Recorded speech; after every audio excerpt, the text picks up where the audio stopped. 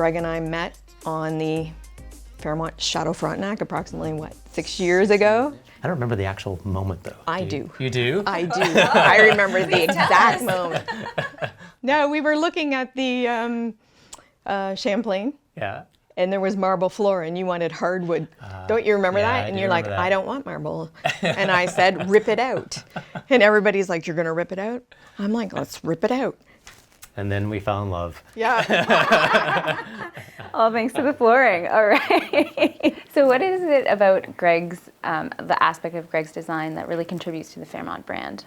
The one thing that we like about Rockwell is their exceptional vision on bringing the brand forward. We're looking to deliver designs that will still be current 10 years out. So that means a little risk taking, pushing the design forward. I think it's about having a really good communication back and forth. I think being able to pick up the phone and throw an idea out to Stephanie and her be able to respond to that, and it's really a collaborative process. That's much more enjoyable for one, but it's also, I think you get a better product in the end. Yeah, you're a team, Yeah. right? I agree. Yeah. I mean, I've sat in meetings before and people are like, no, we're not doing that. I mean, we hire creative people and I'm of the philosophy, I've hired you, so you show me where we should be going and I'll talk to operational concerns about longevity and things like that. But ultimately, in the end, Greg's team has to own the design. Couldn't have said it better. Greg, how has your experience been working with Accor design and technical services? Sure.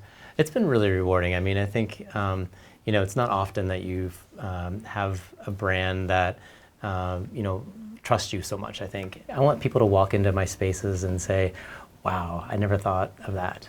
And I think with this property, we achieve that. We're really reliant on narratives. We love telling stories. Everything we do, we base on a narrative.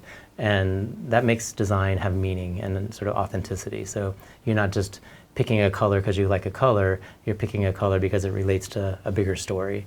Everyone loves a story, Yeah, right? exactly. Yeah. That's the best part. Yeah. And Stephanie, what do you find that really, you've worked with a number of designers, I'm sure. So what makes Greg stand apart from the rest? Rockwell's extremely different than a lot of the firms that I have day-to-day contact with. And I think that the best part is the storytelling. I mean, I didn't even know there was a zoo located in this exact location until Greg told me. Outside of here, there's a wait station that's modeled after a rhino, and that's because of the zoo story. And to somebody that doesn't know the story, it's not even a conscious thing. It's not like you're hitting him over the head with the story of a zoo. It's just a design element that we all know, and it adds to the authenticity of the space. Research is really important, and I think you have to do your research about the context, the culture, the history of the place. And I think there's so many rich stories about this property in particular. Within Fairmont, every staff member or colleague, hardest actually, when they speak to the guests, they have a story that they can tell, and people love that. Yeah. So what was your overall vision, and this is to both of you, for the project? We were looking to ensure that we push the envelope. We're respective of the heritage aspect, especially in this property because it's quite grand and castle-like, but also have Greg's team come up with a vision of what it means to meet you at the clock. When you're reimagining a historic property like this that has been sort of the heart and soul of the city, you don't want to turn your back on that history, right? And you don't want to just say, okay, we're going to put a marker in the sand and make it a really modern property. So the Royal York is located right adjacent to Union Station. And so the idea of train travel really plays into the narrative that we started to build around this property.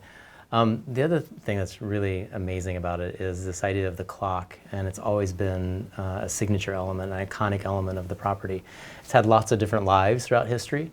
When we started talking with the brand and with the ownership group, the idea of transforming that clock into something really special and iconic was at the core of what we wanted to do.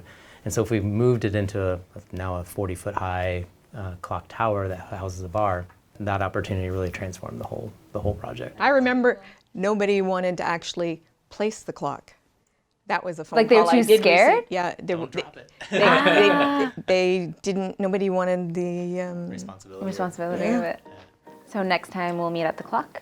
Yeah. Yeah. And have a cocktail. Yeah, Exactly. I'm in.